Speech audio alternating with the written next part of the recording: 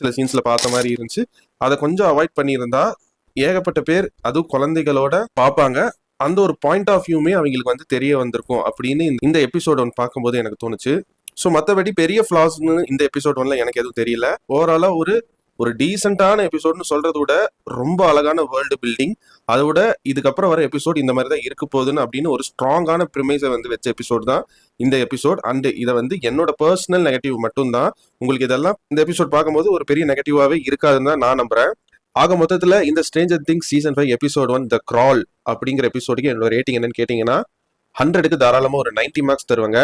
Stranger things chapter 1 த crawl த chaos begins. நான் உங்களை இதே மாதிரி இன்னொரு சூப்பரான வீடியோல சந்திக்கிற வரைக்கும் நீங்களும் நல்லா இருங்க, எல்லாரையும் நல்லா வச்சிருங்க. அவ்வளவுதாங்க விஷயம். நன்றி, வணக்கம், பை பை. நான் வரேங்க.